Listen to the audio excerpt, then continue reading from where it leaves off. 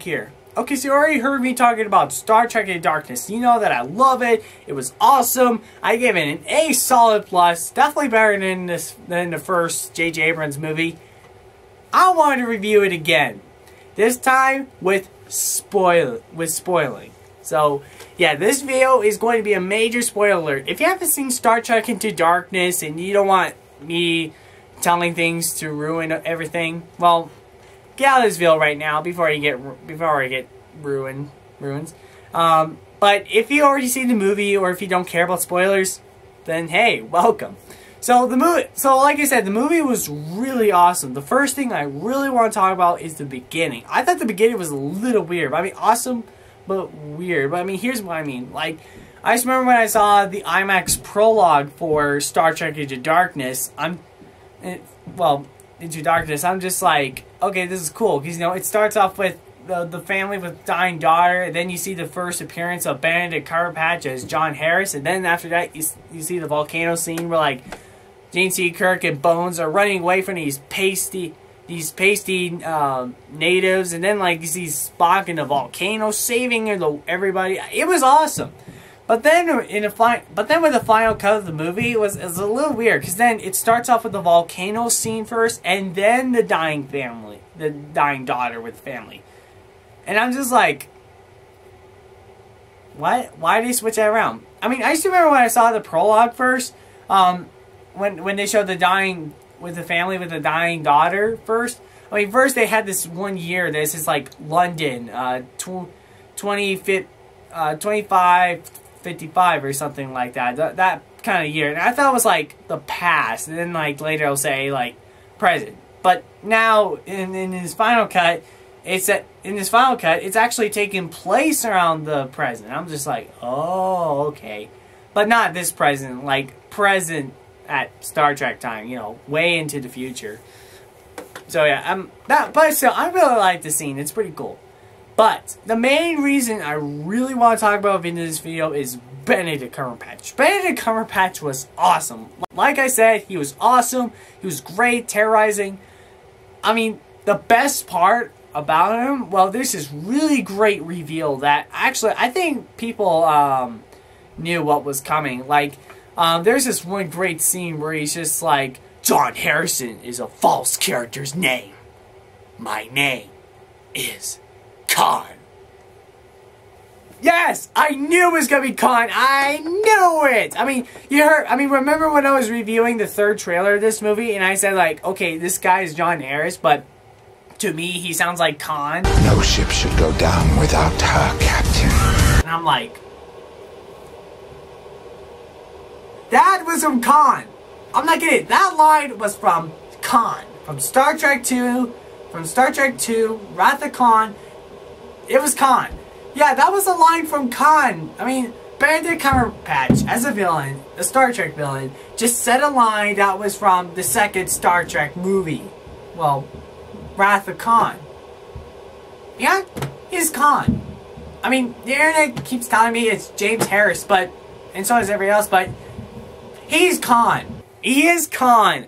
That is so cool. I mean, that's what's so cool about this movie. It's more fan service. I mean, I guess most critics and most other people have problems with that. It's too much fan service. But I actually kind of like it. It's pretty cool. They give so much reference to Star Trek 2, Wrath of Khan. It was pretty cool. But Khan in this movie was awesome. He was great. I mean, I really love his dramatic performance. He was great, terrorizing. I mean, first he was like a bad guy, but then he surrenders. And then suddenly he was teaming up with Gene C. Kirk to get on this other ship to take over. But then later he's just like, he just stands up and just goes like, boom, and just goes like, I am captain of this now. I'm just like, holy, this guy is good. I mean, literally, this guy is good. I mean, interesting. I really love that one scene where when Leonard Nimoy, when Leonard Nimoy plays as the old Spock and he's talking to the new Spock and he's just like, Khan is a very dangerous person. If you ever dare try to get to him, knock him out. It's the only easy way. And that was just really cool. And then James T. Kirk, I love this one line when he says, like, okay, set it to stun and shoot him for a sec. I don't really trust this guy. Maybe we're helping him, but I don't know. I think we're helping him. And yeah, that was just really cool. I really love that. I really love that. Benedict Cumberbatch's Khan was really clever, smart, and evil. And yeah, I just love this guy. I mean, see, this is what the Mandarin should have been like from Iron Man 3. I mean, he should have been like that guy, not just some guy who looks so bad, but he's just an actor. Yeah, I mean, why couldn't the Mandarin be like Khan? Khan was just awesome. So yeah, Khan was really great. Well, I did talk about the rest of the cast. What else is great? Okay, I'll talk to you about the scenes where they took with Star Trek II Wrath of Khan. Like, there's this one certain line where Spock says, like, Doctor, the needs of the many outweigh the needs of the few. And I was like, okay, that was totally from Wrath of Khan. And then when John Harrison was just like, my name is Khan, I'm like, okay, they took that from Wrath of Khan, but that is pretty cool. And then, like, later, you get this later, like, do you remember that one scene, like, in Wrath of Khan, where, like, Spock was saving the crew in the spaceship, where he goes into the radiation chamber, and then he fixes it, and then later he died, then later Spock dies? This time the role switches around. This time, J.T. Kirk goes to the radiation chamber and saves everybody, and then he dies. That was just so interesting, and I knew somebody was gonna die in this movie. Well, he doesn't exactly die. He lives at the end, but, you know, yeah. But I guess that's probably, I guess the reason why they probably switched the whole Spock dying thing is because they don't want to make another movie about finding James T. Kirk's soul. I mean, that'd be a little weird, but yeah. But that was really cool. And then there's also this one scene from Wrath of Khan where, like, James T. Kirk was like,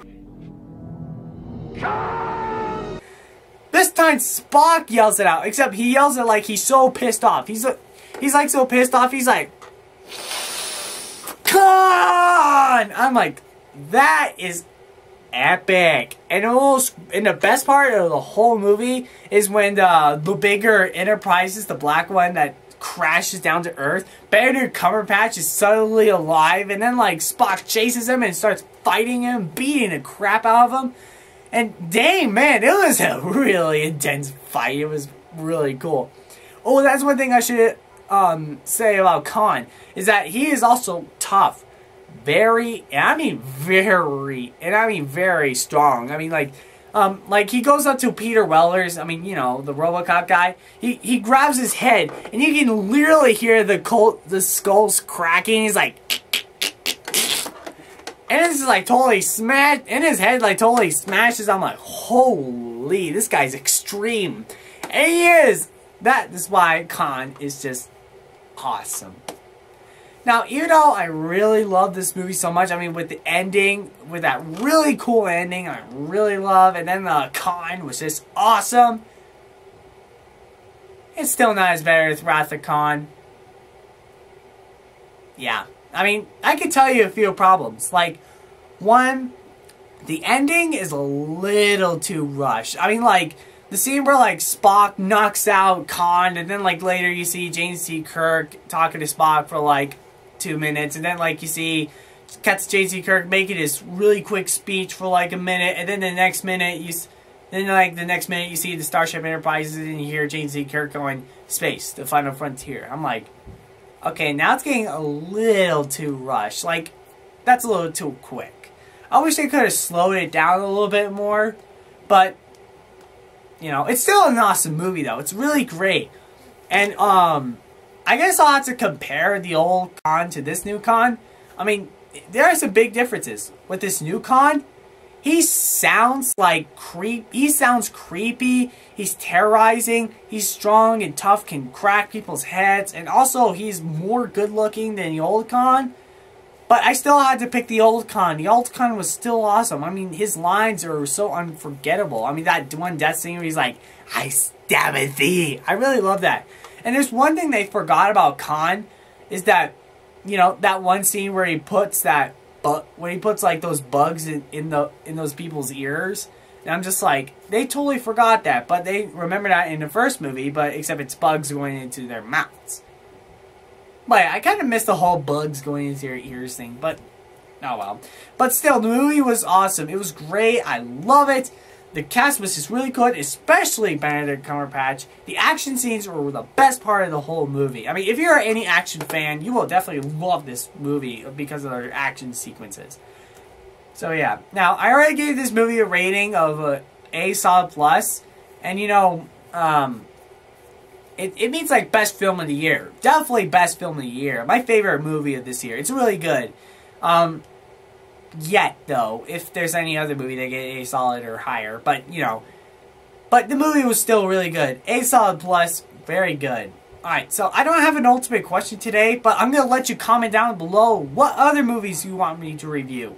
Well, there's already one guy told me to review Godzilla 1985. I'm getting into that. So, yeah. So, check out my other videos. They're really cool. Like and subscribe. Comment down what movies you want me to review. See ya.